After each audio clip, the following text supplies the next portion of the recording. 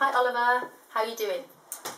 I have already done a Christmas video for you of a different book called Invisible Me by Wendy Binks, but unfortunately I can't get a copy of it in England to post to you.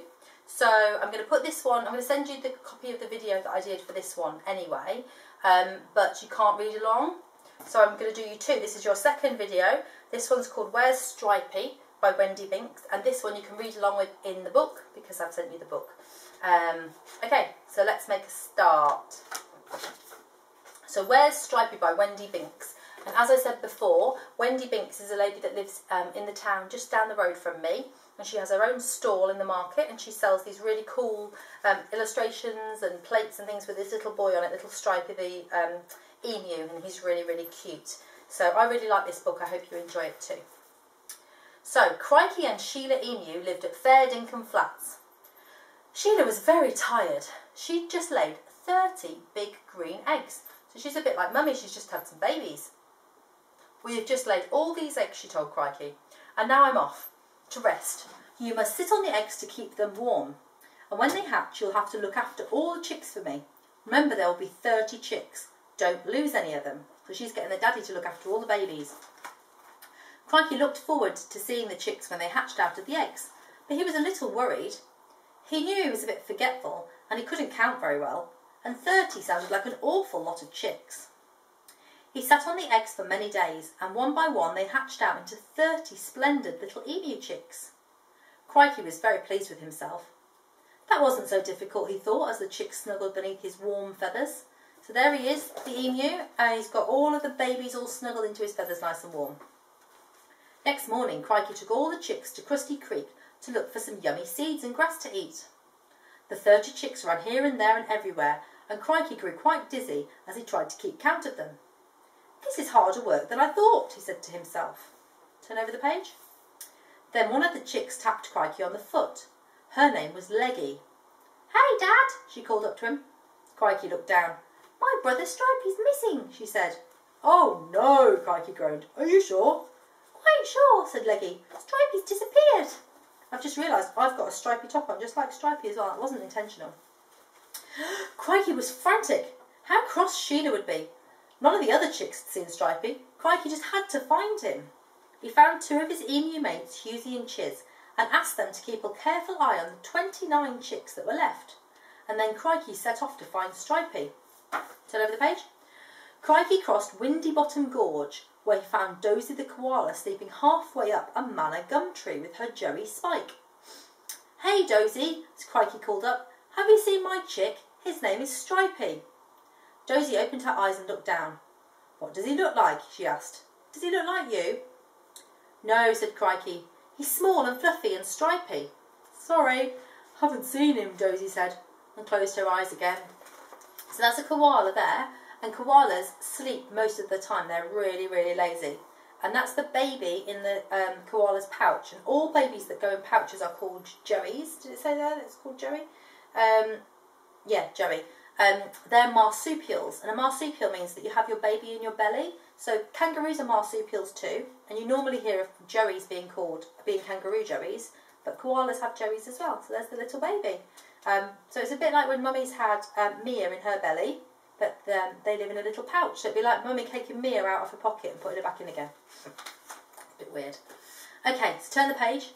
Crikey ran on past Mussel Duck Crossing and over to Dingbat Ditch, where he saw two kookaburras, Smirk and Giggle, who were laughing their heads off. Hey guys, he called to them once they stopped laughing. Have you seen my chick? His name is Stripy. What does he look like? Asked Smirk. Does he look like you? No, said Crikey. He's small and fluffy and stripy. No, sorry, Smirk and Giggle replied together. We haven't seen him. And kookaburras make a really weird noise. They sound like monkeys in the tree.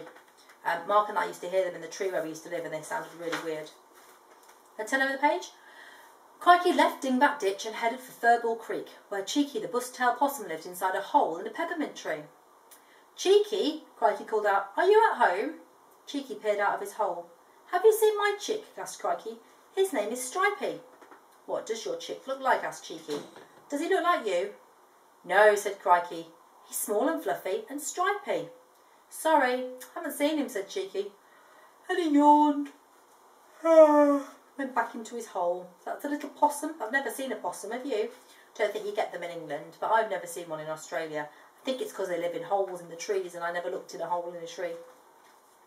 Turn over the page.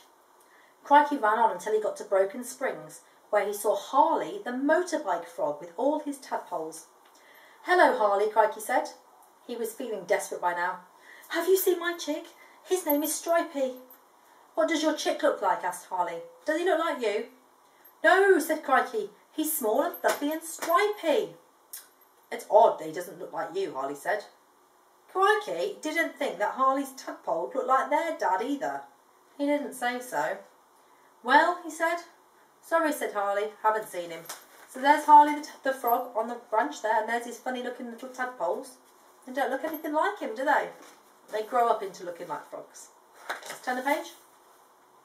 Crikey ran on and on, looking here and there and everywhere for Stripy. He reached Dusty Bucket Gully, where he saw Bluey, the red kangaroo, resting with her Joey Socks. "Hey, Bluey," Crikey said. "Have you seen my chick? His name is Stripy." Bluey said thoughtfully. "What does your chick look like? Does he look like you?" "No," said Crikey. "He's small and fluffy and stripy." "Sorry, I haven't seen him," Bluey said. Crikey thanked him and ran on. So there's the kangaroo there, and he's with his Joey, but the Joey's a little bit older than the other one. Okay, turn over the page. By this time, Crikey felt very tired, but he still kept on. He crossed Critter Creek and came to Snubble Gobble Spa, where he saw a flock of mother emus. They were all gathered around something, but Crikey couldn't see what it was. Crikey ran up to the group, but before he could ask them if they'd seen his chick, they heard a voice say, "Dad!" All the mother emus turned around to look at Crikey, and he saw that on the ground between them was a single chick. The chick was small and fluffy, and what, can you guess? Stripy! Yes, Crikey had found Stripy at last, and he was very happy. There he is, little Stripy, finally found him. It's good news, isn't it? Let's turn over. Then, uh-oh, Crikey saw that Sheila was one of the mother emus gathered there. She looked very cross. "Oops," thought Crikey. "Where are our other 29 chicks?" Sheila demanded. "Oh, Hughesy and Chiz are looking after them back at Crusty Creek," Crikey told her sheepishly. "Hughesy and Chiz?" Sheila repeated. "Oh no, that will never do. Come on, we better get back to Crusty Creek right now." So Sheila and Crikey and Stripy all set off together as fast as they could. Back at Crusty Creek, Hughesy and Chiz had got themselves all twisted up, trying to keep up with the other 29 chicks who were running here and there and everywhere. Stripy ran to join his brothers and sisters, very happy to be back. Now they all twisted up trying to look after all the babies. Oh dear, and running rings around them. Turn over. It was the first time that Sheila had seen all of her newly hatched family. "What splendid chicks," she said proudly. She wasn't cross anymore. "You've done a great job. Looking after 30 is a lot of chicks to look after. I better stay and help you look after them after all. How relieved Crikey felt when he heard this. Hughesy and Chiz were very relieved too, as they carefully untwisted themselves and headed for the nearest watering hole. "Thanks, guys," called Crikey and Sheila, and they gathered up those small, fluffy and stripy chicks and took them home to Fair Dinkum Flats. All 30 of them. Can you count them? All the way down. There's Stripy at the end. You turn over, and that's the end of the story. So that's quite a good story. I like that. I love the little fluffy chicken. He's very cute, the little emu. So I hope you enjoyed the story. I hope you read along at the same time. And I'll get you a copy of the other book as soon as I can so that you can read along with the other book. Okay? So lots of love. Happy Christmas. And I hope you had a nice time with your sisters. And I love you lots and lots and lots. Mwah! And lots of love from Australia. From Auntie Alison, Uncle Mark and little Leon. Okay.